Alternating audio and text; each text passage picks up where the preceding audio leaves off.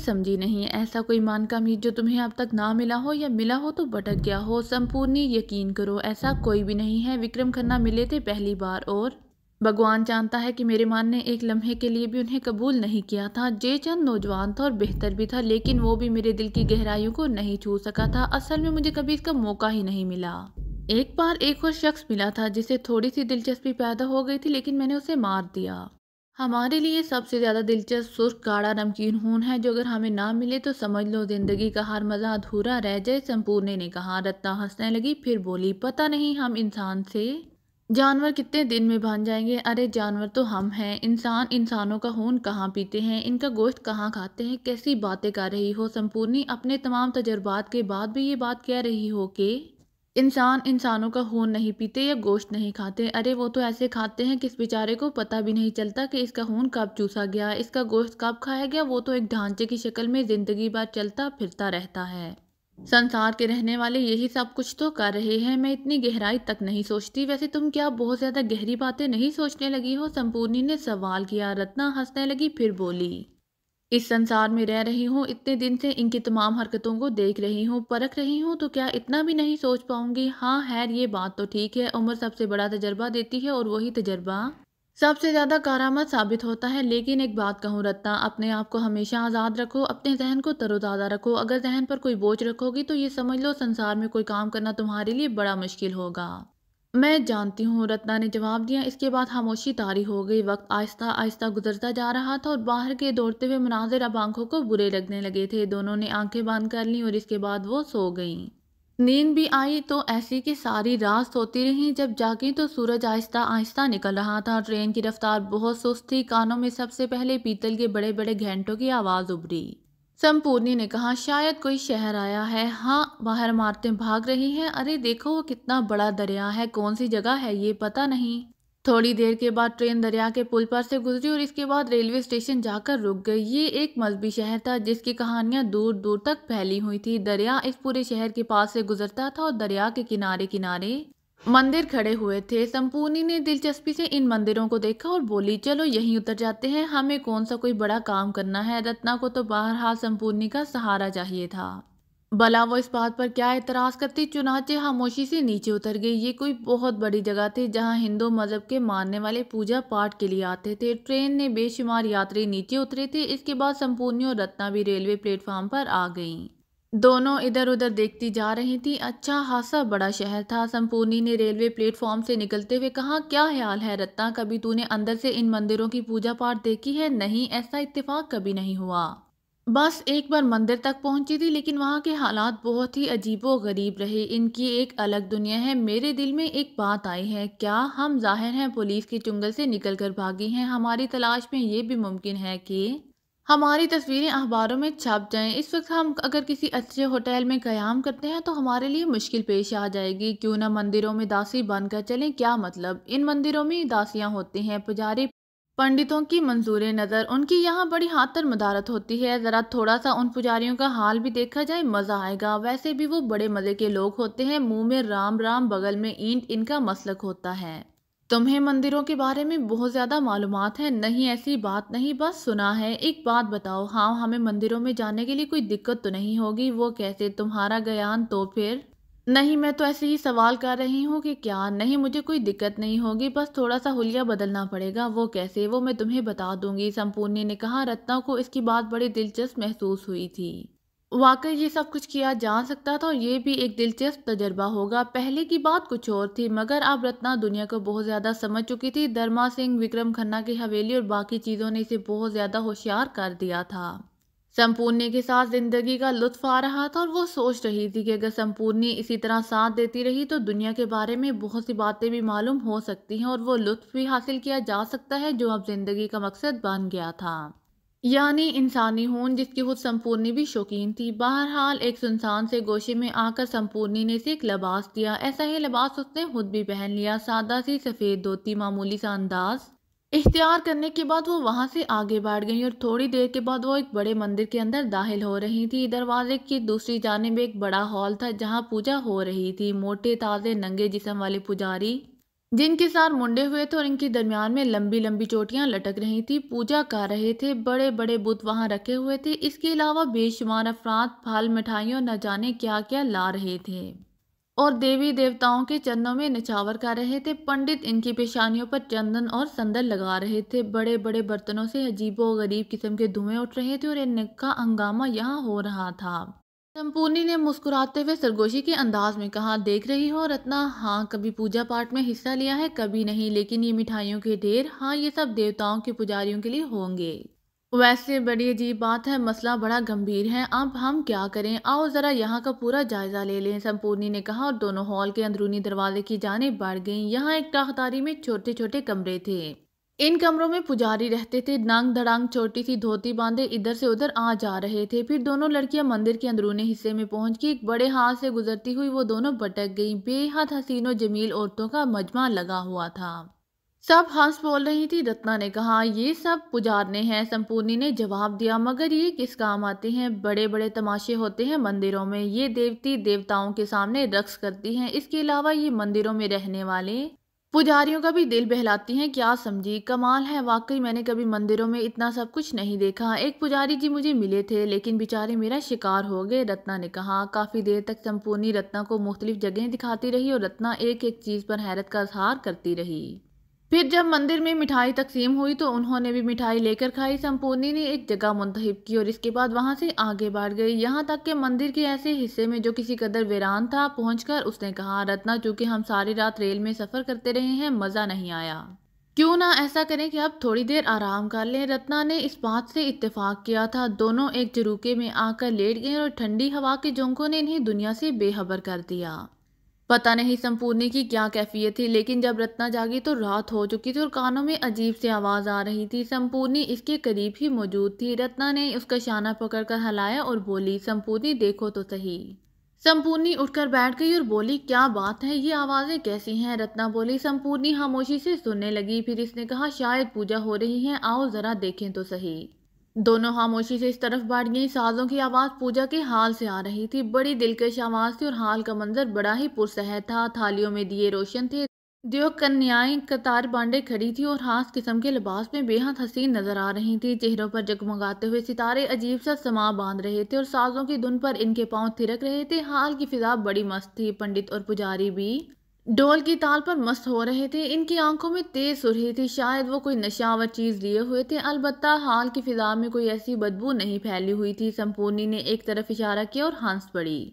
क्या हुआ? रत्ना ने संपूर्णी को देखते हुए कहा, जरा इधर तो देखो। आने वाला एक मोटा ताजा आदमी था। उसने अपने एक बदन पर कीमती धोती लपेटी हुई थी। टांगे स्टोन की तरह थी। तोंद इतनी आगे थी कि बाकायदा नीचे लटक गई थी, फुटबॉल की तरह गोल, और मुंडा हुआ सर, मुंडी हुई मूंछें, सर के दरमियान एक लंबी चोटी लटक रही थी। आंखें अंगारों की तरह सुर्ख थी। तमाम देवियों और देवता इसके सामने झुक गए और वो आगे बढ़ता हुआ एक बड़ी मजबूत किस्म की चौकी पर बैठ गया, जिस पर कालीन बिछा हुआ था। इसके बैठने के बाद साज एकदम फिर से बजना शुरू हो गए और दो हसीन लड़कियां आगे आ गईं और उन्होंने रक्स करना शुरू कर दिया। साजों से इनके कदम हिलने जुलने लगे। मंदिर के पुजारी झूम रहे थे, जबकि बड़ा पुजारी, जो कि सही मानों में गोश्त का पहाड़ था, साकत बैठा हुआ था। उसकी आंखें इन लड़कियों पर जमी हुई थी। फिर एक पुजारी ने इसके सामने एक बड़ा सा प्याला रख दिया जिसमें कोई सफेद चीज थी। ये क्या है? रत्ना ने बेख्तियार पूछा।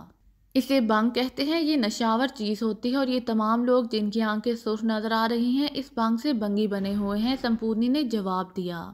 अचानक ही बड़े पुजारी ने प्याला उठाया और इसे हलक के रास्ते अपनी मटका नुमा तोंद में उंडेल लिया। उसके बाद वो प्याला रखकर फिर उन लड़कियों का रक्स देखने लगा। संपूर्णी ने कहा, पापी मंदिरों में बैठकर ये सब करते हैं, कितनी शर्म की बात है।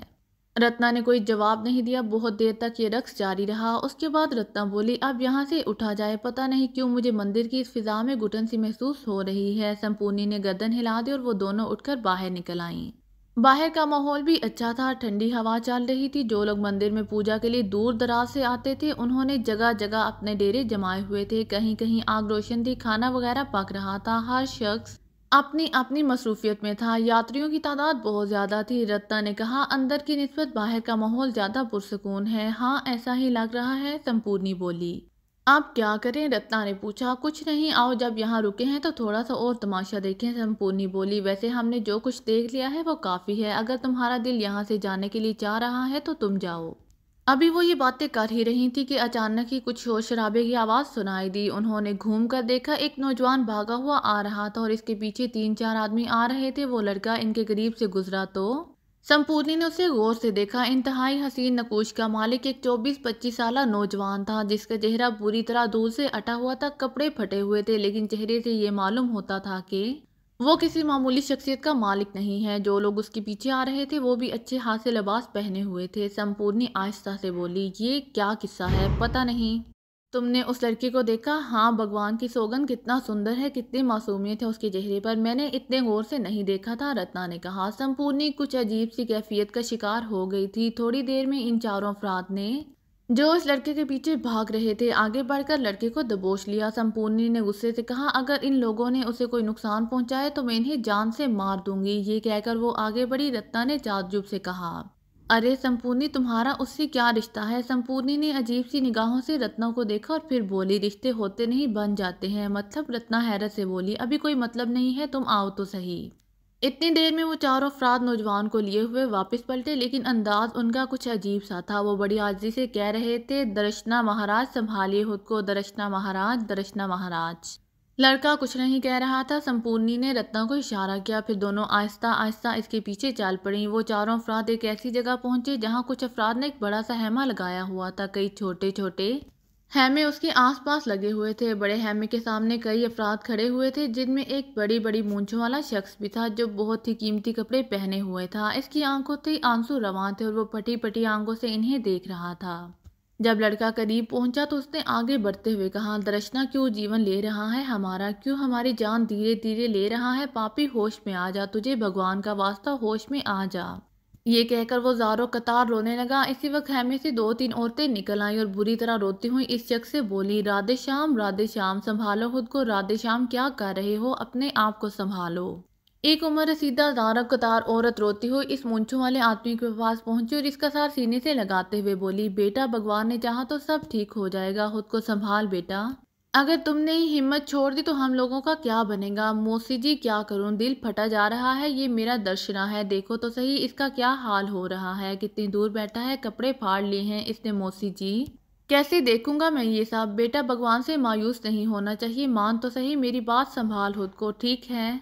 चलो दर्शना, अंदर चलो, उम्र रसीदा औरत ने लड़के से कहा। लड़का खामोशी से अंदर हैमे में चला गया। ये सारी बातें रत्ना और संपूर्णी ने सुनी थी। दोनों के चेहरों पर फिक्र के आसार फैल गए थे। हैमों के आसपास खासी गड़बड़ हो रही थी, लेकिन बहरहाल वो क्या करती, अंदर तो नहीं जा सकती थी। दोनों वहां से आगे बढ़कर एक दरख्त के नीचे बैठ गई। संपूर्णी के चेहरे पर अजीब से तासुरात नजर आ रहे थे। रत्ना ने कहा, संपूर्णी, क्या बात है? उससे तुम्हारा कोई रिश्ता भी नहीं है, फिर भी तुम उसके लिए इतनी परेशान हो। संपूर्णी ने निगाहें उठाकर रत्ना को देखा और बोली, तू तो ऐसे कह रही है कि सुबह तक इसे उठाकर ले आएगी और मेरे हवाले कर देगी। संपूर्णी ने हंसते हुए कहा, नहीं, मगर ये मैं कोशिश तो करूंगी कि इनके दरमियान शामिल हो जाऊं, उनसे मालूमात हासिल कर लूं। तू अपना काम कर, मैं तुझसे कह चुकी हूं कि इस सिलसिले में जो कुछ भी करना है तुझे ही करना है और मुझे तुझ पर भरोसा करना होगा। तो फिर ठीक है, इस वक्त से मैं और तू अलग अलग। संपूर्णी हंसने लगी, फिर बोली, पगली, मैं तुझसे अलग कब रहती हूँ, लेकिन बहरहाल मैं तुझसे अलग हो जाऊंगी, तू चिंता मत कर। दूसरी सुबह जब रत्ना इस जगह से सोकर उठी जहाँ रात भर दोनों ने अपने कयाम के लिए जगह बनाई थी, तो इसने देखा कि संपूर्णी गायब है। रात के वाकयात तेज रफ्तारी से इसके जहन में आए और फिर इसके होंठों पर मुस्कुराहट फैल गई। उसने गहरे अंदाज में सोचा कि वाकई माजी में संपूर्ण इंसान ही थी। ये अलग बात है कि बहुत से जाप करने के बाद इसे ये कुव्वतें हासिल हो गई थी कि वो खुद किसी के कब्जे में आ जाए। बहरहाल ये सब कुछ बहुत ही दिलचस्प और सनसनीखेज था। उसने हैमों की जानिब देखा, इधर भी खामोशी तारी थी। गालिबन ये लोग रात भर जागने के बाद सो गए थे। रत्ना ने इंतजार किया, फिर थोड़ी देर के बाद इसने मुंह हाथ धोया, भाजी पूरी लेकर खाई। संपूर्णी का तो पता नहीं था और रत्ना जानती थी कि संपूर्णी अब इसके पास मौजूद नहीं है, क्योंकि उसने खुद उससे ये बात कही थी। बहरहाल जब हैमों में जिंदगी दौड़ गई और सब जाग गए तो रत्ना आहिस्ता आहिस्ता आगे बढ़कर हैमों के पास पहुंच गई। एक तरफ एक मूंछों वाला शख्स गमगीन और उदास बैठा हुआ था। रत्ना उसके पास पहुंची और इसने दोनों हाथ जोड़कर मूंछों वाले को नमस्ते किया। मूंछों वाला चौंक कर रत्ना को देखने लगा, फिर उसने कहा, नमस्ते बिटिया, कौन है तू? चाचा जी, बस क्या बताऊं, दुखों की मारी हूँ, आपके पास आई हूँ, कुछ पूछना चाहती हूँ आपसे। दुखों की मारी है, मुझसे कुछ पूछना चाहती है? अच्छा बैठ मेरे सामने, क्या बात है? तो मेरी बेटी के बराबर है, मैं तुझे बिटिया ही कहूँगा। नाम क्या है तेरा? चाचा जी मेरा नाम रत्ना है। क्या बात है रत्ना बेटी, क्या पूछना चाहती है हमसे? चाचा जी रात को मैंने आप लोगों को देखा था, आप बड़े परेशान थे। हाँ बिटिया हम लोग बहुत परेशान हैं। चाचा जी इस परेशानी की वजह जानना चाहती हूँ? क्यों? बस चाचा जी मेरे मन में कुरेद सी पैदा हो गई है। मगर तू है कौन? तेरे साथ और कौन है? अकेली हूँ चाचा जी, कोई नहीं है मेरा इस संसार में। बस ऐसे ही मंदिरों में जीवन गुजार रही हूँ। किसी मंदिर की दासी है? नहीं चाचा जी, लेकिन ये समझ लीजिए कि एक बिकारन हूँ, मगर किसी से पैसे नहीं मांगती, भगवान के चरणों की बिकारन हूँ, रत्ना ने कहा। बड़ी मूंछों वाला शख्स इसे गौर से देखता रहा। उसकी आंखों में मोहब्बत के आसार थे। उसने रत्ना के सर पर हाथ फेरते हुए कहा, नहीं बिटिया तू जवान है, किसी न किसी माता पिता की बेटी तो होगी ही। मैं चाहता हूँ कि तू इस तरह दर बदर ना भटकती फिरे। चाचा जी छोड़िए इन बातों को, मैं तो आपका दुख पूछने के लिए आई थी। नहीं बिटिया मेरा दुख तो खैर बहुत ही बड़ा है, क्या बताऊं तुझे, मगर तेरा दुख भी छोटा नहीं है। एक जवान लड़की संसार में ठोकरें खाती फिरे, पता नहीं कहाँ और किसके हाथ से नुकसान पहुंच जाए। अगर तू मुझे चाचा जी कहती है तो फिर मेरी बात मान ले। क्या चाचा जी? यही कि अब तुझे मेरे साथ रहना होगा। अजीब सी बात है चाचा जी, मैं तो ऐसे ही आपके पास आ गई थी, लेकिन आप बहुत ही बड़े इंसान हैं। अगर आप ये हुक्म देंगे तो ठीक है, मैं ये हुक्म मान लूंगी। मेरे मान में जो कुछ है कम से कम इसकी तसल्ली तो आप कर दीजिए। बड़े मूंछों वाले आदमी के चेहरे पर एक उदास सी मुस्कुराहट फैल गई। फिर उसने कहा, बिटिया अगर मैं तुझे बता भी दूं तो तू क्या कर सकती है? ये बात ना कहे चचा जी, कभी कभी पाँव के नीचे दबी हुई चूंटी भी काम आ जाती है। तूने अपना नाम रत्ना बताया है ना? हाँ मेरा नाम राधे श्याम है। मैं यहाँ किसी खास काम से आया हूँ।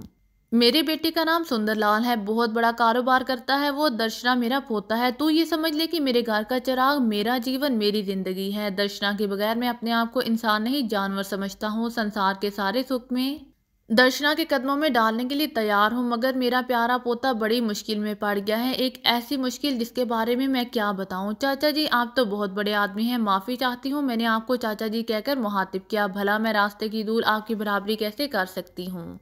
इतने बड़े आदमी को चाचा कैसे कह सकती हूँ? जूते मार रही है मेरे मुंह पर। अरे बावली, बड़ा कौन होता है? काहे की बड़ाई? देख ले मेरी बड़ाई, अपने दिल के टुकड़ों के लिए लिए फिरता हूँ। वो चेथड़ों में लिपटा, चेहरे पर धूल सजाए भागता फिर रहा है, और इसके लिए मैं कुछ भी नहीं कर सकता। जबकि मैंने इससे कहा था कि अगर इसके पाँव के नाखन में भी चोट लगी तो मैं संसार के सारे डॉक्टर लाकर इसके चरणों में रख दूंगा। पता नहीं भगवान को मेरी कौन सी बात बुरी लग गई। बहरहाल बिटिया ये हमारी परेशानी है।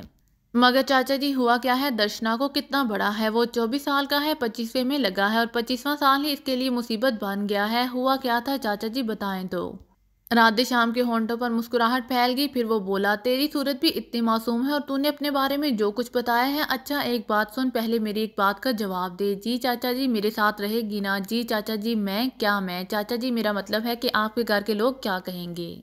अरे पागल, मैं अपने घर का मालिक हूँ, ये सब मेरे नीचे के लोग हैं। किसी की क्या मजाल के कोई कुछ कहे। और फिर मेरी और तेरी उम्र का इतना फर्क है कि तुझे मेरी बेटी या पोती तो कहा जा सकता है, कोई बुरी बात नहीं सोच सकती। बिटिया कोई ऐसी बात सोची है तूने?